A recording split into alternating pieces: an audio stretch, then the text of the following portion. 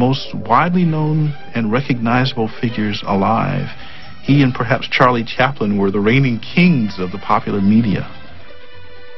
People followed his work, and they were anticipating, because of this wonderful thing he had done with general relativity, this recasting the laws of gravity out of his head. There was the thought he could do it again, and people want to be in on that. Despite all that he had achieved, Einstein wasn't satisfied. He immediately set his sights on an even grander goal: the unification of his new picture of gravity with the only other force known at the time, electromagnetism. Now, electromagnetism is a force that had itself been unified only a few decades earlier. In the mid-1800s, electricity and magnetism were sparking scientists' interest. These two forces seemed to share a curious relationship that inventors like Samuel Morse were taking advantage of in newfangled devices such as the telegraph. An electrical pulse sent through a telegraph wire to a magnet thousands of miles away produced the familiar dots and dashes of Morse code that allowed messages to be transmitted across the continent in a fraction of a second. Although the telegraph was a sensation, the fundamental science driving it remained something of a mystery. But to a Scottish scientist named James Clerk Maxwell, the relationship between electricity and magnetism was so obvious in nature that it demanded unification. If you've ever been on top of a mountain during a thunderstorm, you'll get the idea of how electricity and magnetism are closely related. When a stream of electrically charged particles flows, like in a bolt of lightning, it creates a magnetic field, and you can see evidence of this on a compass.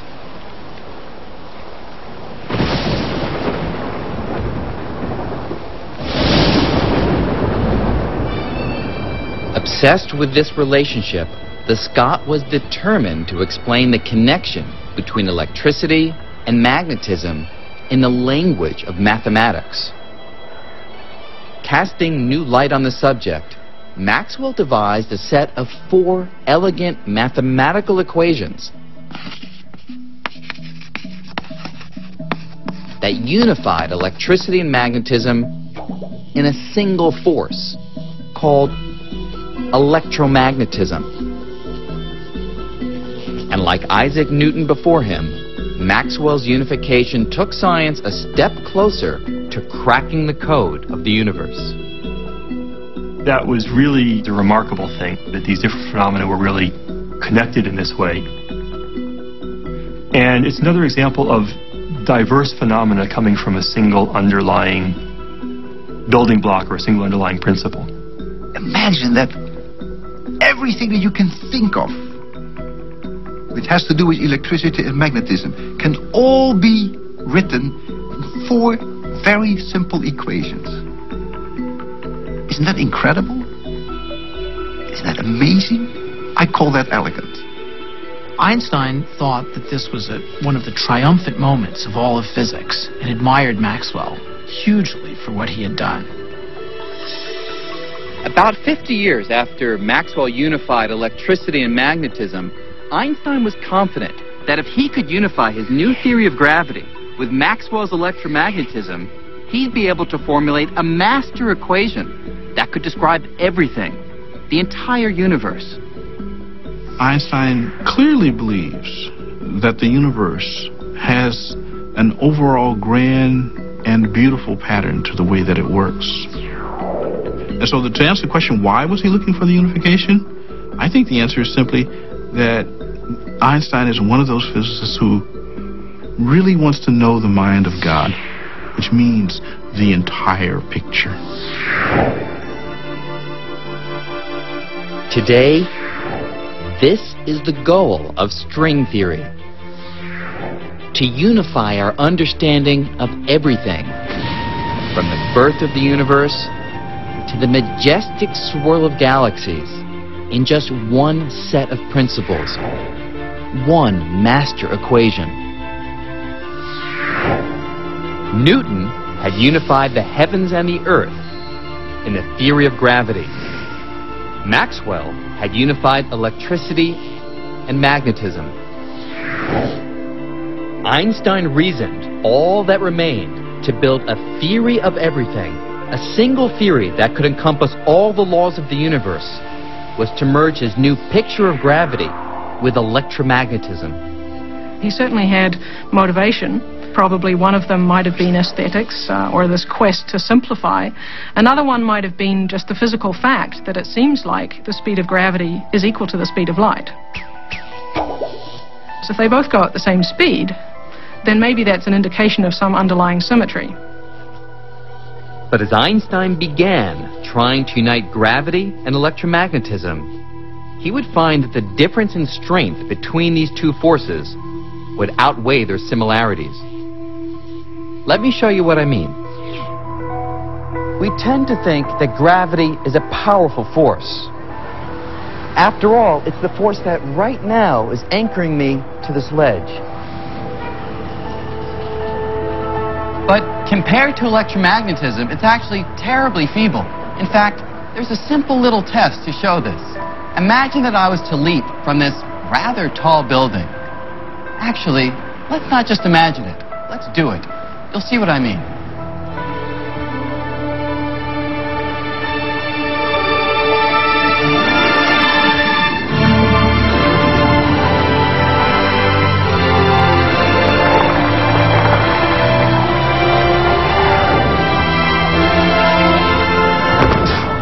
Now, of course, I really should have been flattened, but the important question is, what kept me from crashing through the sidewalk and hurtling right down to the center of the earth? Well, strange as it sounds, the answer is electromagnetism.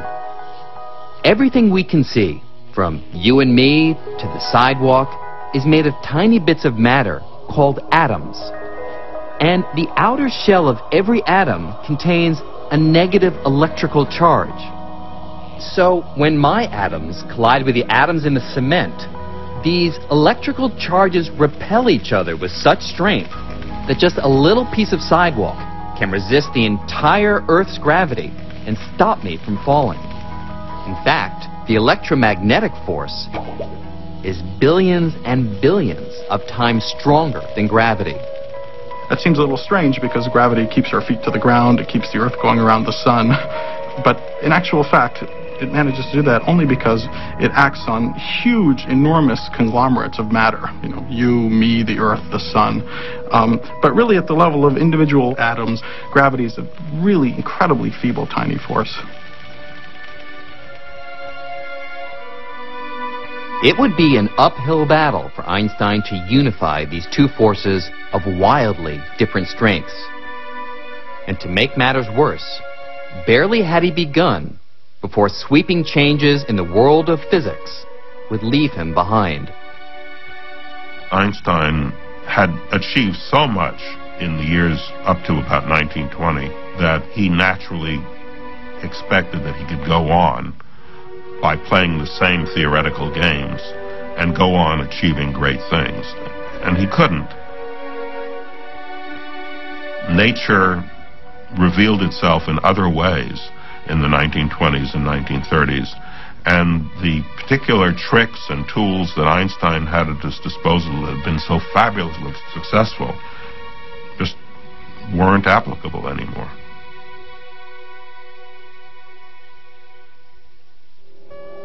You see, in the 1920s, a group of young scientists stole the spotlight from Einstein when they came up with an outlandish new way of thinking about physics.